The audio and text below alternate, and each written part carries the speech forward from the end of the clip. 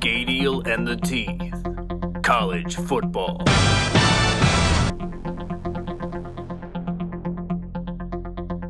Are you ready to talk some football, baby? We're always ready to talk football on Gadiel and the Teeth. Howard Cosell back doing the introduction for the Teeth, who is out of the room as we speak. Yeah, it's weird having Howard next to me, guys, because he's not living anymore. I'm a legend. It happened. He can come back from the dead. He's a figment of my imagination right now. But heroes live on, kids, but legends, they never die. Sandlot reference. Okay, exactly. I got it. We do a Sandlot reference in the NCAA football section. It makes total sense here at Gadiel and Teeth. Anything goes here. There are no rules. All right, I'm back.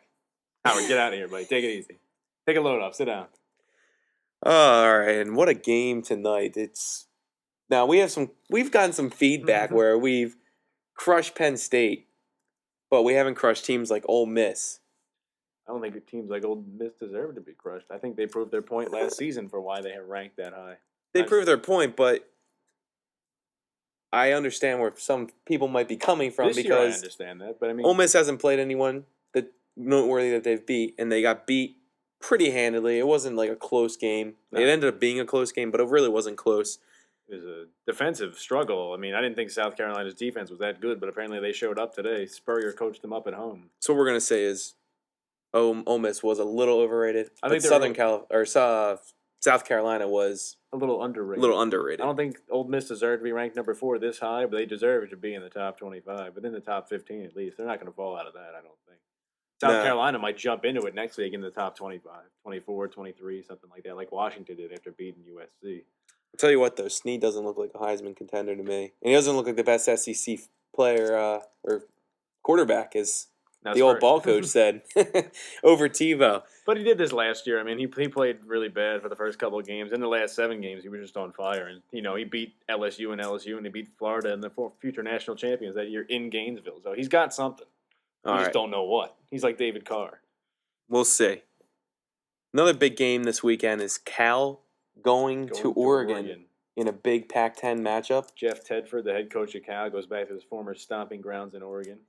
We're going to see how this one plays out. I like Cal. I think Javon Best is too good. Now, if what's his name?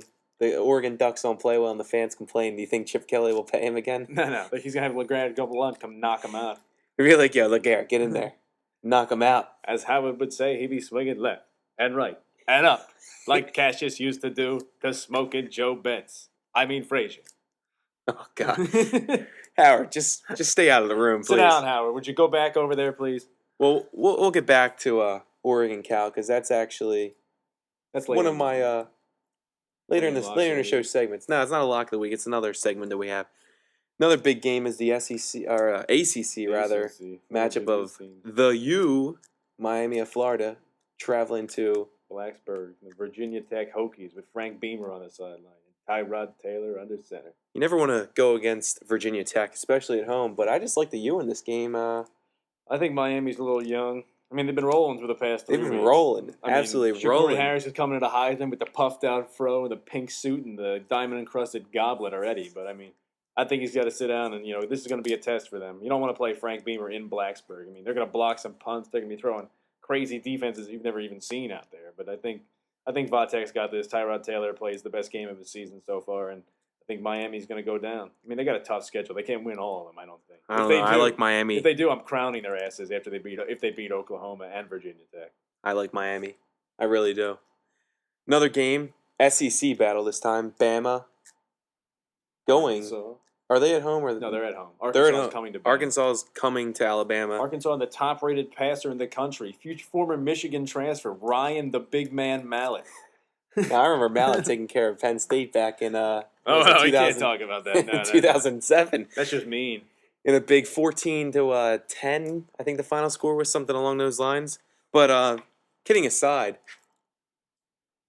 Bama, I mean, this game could be closer than many think. It'll be close till halftime. Then Nicky's going to start running the ball, and then you can't stop him. Petrino's going to score. I like Alabama to win it, but Alabama's definitely winning this game. Bobby Petrino's going to give him a run for his money in the first game. It's Saban Petrino. You never know what's going to happen there. You don't bet against Alabama in Tuscaloosa. It just doesn't happen. They're not going to lose. If they do, there's going to be a riot. All right.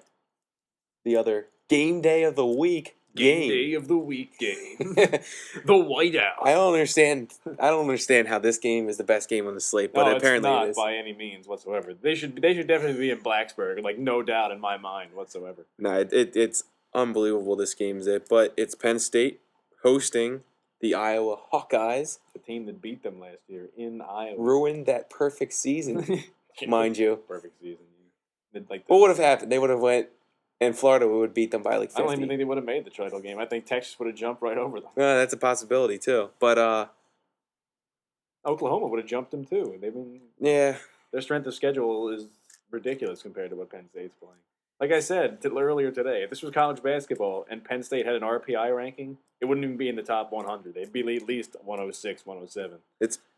It's true. It is. You can't debate it. I can't argue that they're fact. The Memphis of college football. Like Memphis is in college basketball. They play in a Conference USA where there are no, really, really good teams. And then what happens to them? They get beat. They get the number 1 ranking, then they get beat in the 3rd round. That's a good analogy, actually. I like that. But I like Penn State to win this game.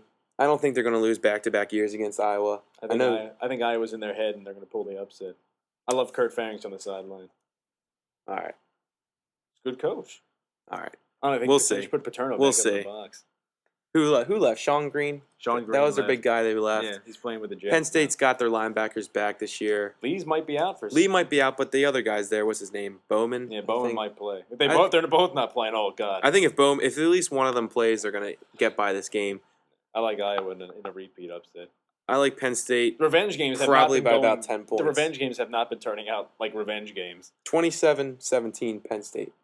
That's what I'm saying. I'll say 20-17 Iowa. The last second field goal pulls it off. All right, Jimmy. Again. The favorite segment of the show. Locks of the week. Jimmy's locks of the week are. I like Florida State to roll over South Florida. Matt Grothy's out for the season. They reported that last weekend, so South Florida really doesn't have any chance against this Florida State offense or defense. Christian Ponder lit up BYU in BYU last week, so this is a lock. Tony Pike and the Cincinnati Bearcats are taking on Fresno State, who comes off an emotional loss to Boise State. And Tony Pike is like the biggest quarterback out there. He's like 6'7", just rolling on people. Brian Kelly's coaching him up in Cincinnati, so they got this. My last lock of the week is Michigan over Indiana.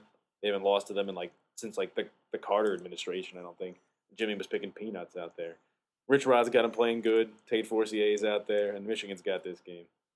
And the upset of the week, we already told you, is my pick for Iowa. Well, I'm going to have to agree with you with Michigan. They're in my lock of the week, and there's no way they lose that game. They're definitely going to cover that. That's 20-point spread as well. BYU, given about 17 to Colorado State. No doubt in my mind they cover that, and they roll. In Ohio State, another Big Ten matchup versus Illinois. It's called the Little 10. The Little 10. They're given about 14. They're definitely going to cover that spread against Illinois. And the upset special, I'm going with the Ducks from Oregon to beat the Bears from Cal. If not, Chip Kelly's sending me a check for $400. Yeah, he's going to send me one too because I'm taking him in my upset special of the week. Oh, God. I think that'll pretty much wrap up our college football edition. Oh, well, we can't say edition. Of Gadiel and the Teeth. Gadiel and the Teeth. College football. Till, I guess, next Thursday. You're not doing a Tuesday show? What happened to that? We'll wrap up college football on Tuesday. Along with NFL. Good night. And good luck.